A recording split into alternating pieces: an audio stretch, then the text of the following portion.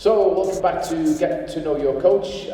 Just being joined at the moment by the coach of Munchar, Brian. Yes, thanks very much, first of all, for taking part and joining us. Thanks for the invitation. You're welcome. And welcome along. Unfortunately, we have to start with the question we don't want to talk about. We have to get it out the way first. Obviously, we're here because of COVID. Yep. How is it affecting your training at the moment? Are you doing any training, individual? Do you get to see your players? How are you coping at the moment? No, at the moment, the players are doing some physical training on their own. Some of them are doing it in tools, but unfortunately, we're not physically meeting at the moment. I mean, I do speak to the players regularly, but it's all, virtual. Okay. No physical contact. Gotcha. It's tough for a footballer, isn't it? I mean, it's okay to do physical and keep yourself fit, but a footballer wants training with a football at his feet, doesn't he? I mean, that's what it's all about. Yeah, in fact, I did give the players some exercises with the ball, and that's why I said, I mean, they are meeting in tools. Gotcha. So doing some, techniques and some controls and some basic football, which, I mean, obviously most players don't need, but, it's good to keep the touch and do some exercises with the ball as well. Absolutely, sure. Okay, thanks for that, coach. We'll move away from COVID very quick then. Let's get into more interesting stuff. So, now we've never met before, coach. So, don't mind if I ask you, were you a player before you were a coach? Yes. You were yes, as well. Yes. So, my next question actually is best moment in football. Well. There's quite a lot. Okay, you're lucky. I think the most would be playing for the Gozo team in the Premier League in Malta. Oh wow! So that was, I think, the height of what position were you, Brian? Right full back. Right full back. Okay. But then in Gozo, I won most of all the honors locally. Wow. With ICLM, Nadal mainly, and Player of the Year, but quite a good amount of honors. Wow, fantastic, well done. As a coach then, can I ask you, after you lose a game, how long does it take Brian to get back to being Brian after losing? Is it days or hours, or how are you? No, I'm still a player coach, which I forgot to mention. Okay. But for me, I think I can take it a bit quicker because I know the feeling. Being a player before, I mean, it doesn't really help, prolonging a loss. So I mean, you have to get over with it, accept it, and obviously move on. So a couple of hours later, it's good again. It's all right, cool. Football hero from the past or the present? My favorite player has to be Lothar Matthäus. Matthäus. Yeah. That's the second coach. That's very interesting. That's really cool. Good midfielder, huh? Yeah. How many languages do you speak, Brian? 3: Maltese, English, and Italian. Italian, of course. Do you support a foreign team? Yes, I mean, but not, let's say, in a crazy way. I mean, I actually have sort of a favorite team in Italy, which is Inter, and my favorite team in the UK is Tottenham. Tottenham, wow. We have our director of football would be happy with that. He's a Tottenham supporter, so he'll be quite happy with that. But I'm not, you just follow them. Yeah, I watch the game, but I'm not going to, stay crying about a loss Actually brings me to an interesting question. When you watch a Premier League game or an Italian game, when you watch a professional game of football, Brian, do you take things from that? I mean, are you looking and picking up things and thinking I could use that, or do you do that? Or? Yeah, I mean, I think even as a player, I used to learn always from these games. I mean, the more you learn, the more you see, the more you learn. Of course. But as you said, now I look at games in a bit more tactical way. You look at the moves the coach makes, and you have an opinion of what the coach did or what should he do. you start looking at game in a different Different manner. way. Yeah. Brilliant. Okay, do you like the VAR system and would you support it if it came into the Gozo League? Oh, difficult question. I always believe that the referees' decisions balance out in a league. So, being it the actual referee or the VAR, eventually in the end it always balances out. So, if you ask me my opinion, I would rather stick to the original referee rather than VAR. And just let the season work it out. Yeah, you lose a pen, you get a pen. Eventually, it balances out. I've been, in bad decisions.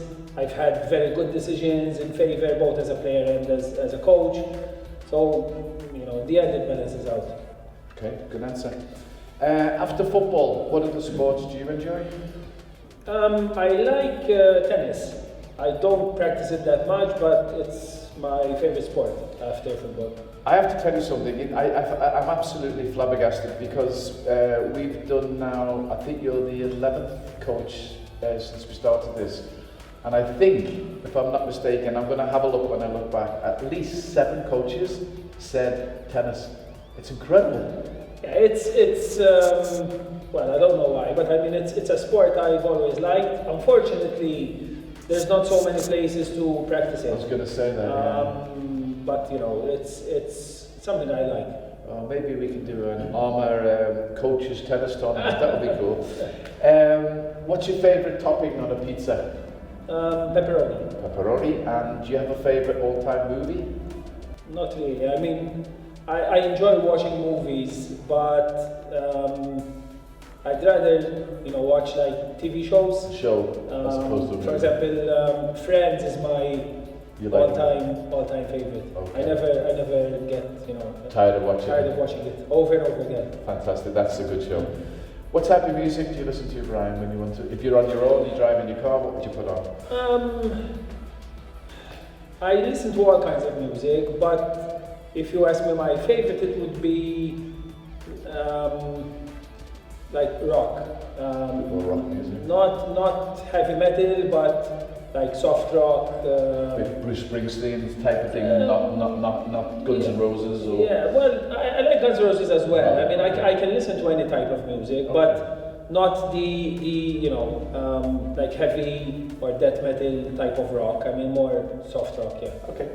So therefore, then, if you were to play music in the dressing room before a game, who would it be, do you think? Do you have a player that you would say he's definitely going to pick the music we listen to? Would it be you?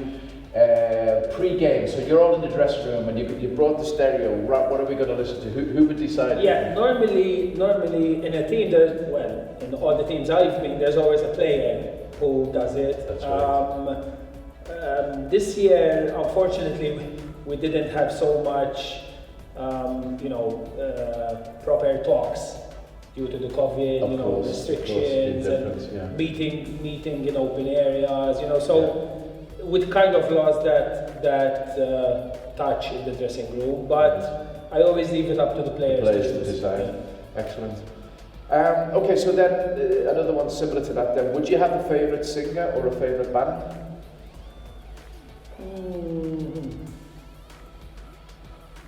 I mean, I like Phil Collins. He's one of my favorites, and I actually got to see him twice. Wow. Cool. I think I would say he's my favorite. Phil Collins, excellent. Favorite holiday destination? Oh, definitely Italy. Italy. Definitely Tuscany. Wow. Yeah. It's my favorite place. I go there at least once a year. I try to do it even more, but definitely, for the food and the wine, it's my favorite place. Perfect. Right, so I'm going to I'm going to drop you off now on a desert island. You're going to be there for 6 months. Okay. No visitors, no people allowed. It's just going to be you. And I'm going to let you pack 3 things to take with you. What would the 3 things be? Forget food. You've got water, you've got clothes.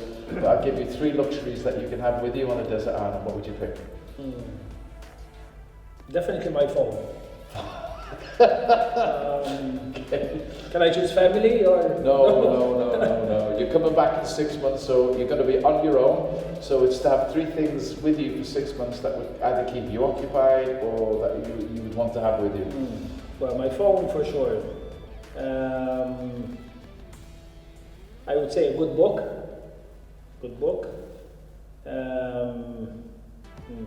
And a ball. There you go. And a ball. It had to come. The ball had to come. Well done. If you could change any one rule in football, what would it be and why?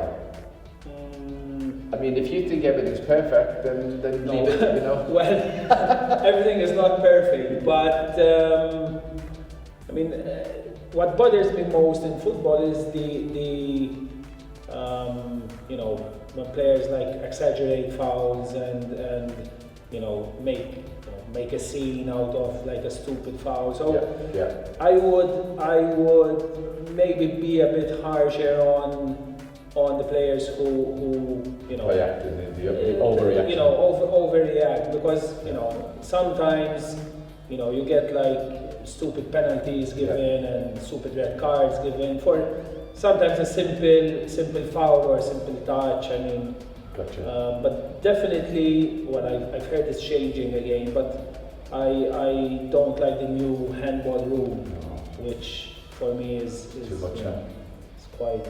But I think, if I'm not mistaken, it's changing back again. It has to. So, it can't sustain. no, I mean, You know, a defender can't defend, but no, you cannot. I mean, we're not robots, you know. No, so exactly, you cannot. exactly. You know, I've seen in the Premier League. You know, you see like penalties given, and the player is not even looking at the ball, or or the hand is actually behind his back and it hits his hand. So, I mean, that is probably one of the recent mistakes. In fact, you could probably say it's got out of hand. Yeah. Oh. Yes. Okay, move on. If you could work as an assistant coach under any current Premier League manager at the moment, who would it be and why? Premier League, you're referring to The English Premier League, excuse me, yeah. And any coach at all, if you could go work underneath him and learn from him? Mourinho, to learn sort of the tactical part, but obviously I don't like the too much tactics. The negative. Yeah, the negative football he plays. I think it would have to be Klopp. Yeah. Good choice. He's probably, I like his very attacking football. The most thing I like is the way he attacks with fullbacks. I mean, I used to be a right fullback, and I used to love attacking and getting forward. So the way he's using Trent and Robertson is amazing. Yeah. I mean, obviously, it has backfired a bit this season because of not having Van Dijk in the center. So obviously they are a bit more exposed. But I mean, I would love to be an assistant to him. Yeah. Fantastic, good one. We're nearly there, 3 to go. Do you think you'd make a good referee, Brian? I mean, I never thought about it actually. Well, I did at some point in my career, but I just let it go straight away. I think I would, because I'm a very patient person, so probably I would be able to cope with all the aggro, bad words and exactly. I wouldn't really be offended. Okay. But then, I mean, I don't really see myself as a referee. So yes, you could, but you wouldn't want to. I wouldn't consider it. I mean, they get a lot of bad mouthing. Absolutely. What bothers me is it's not the players, because the players, I've been a player and you feel like sending the referee anywhere in the world, but the amount of from the supporters, and it's crazy. It's quite harsh sometimes. It's harsh. Absolutely. And they are human beings like we are, so you have to understand that they make mistakes. It's a tough job. So it's not easy. It's not easy.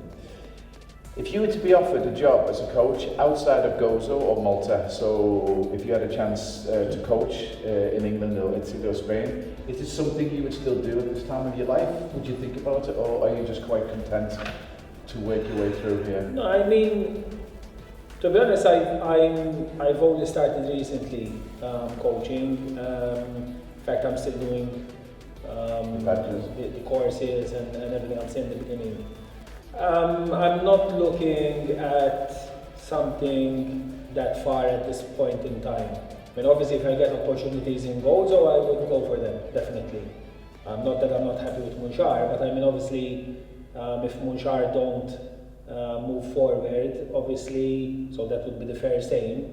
But if, I get a job in the Premier First Division, obviously it's something I would consider. I wouldn't really consider moving away of Gozo, mainly because of my personal life.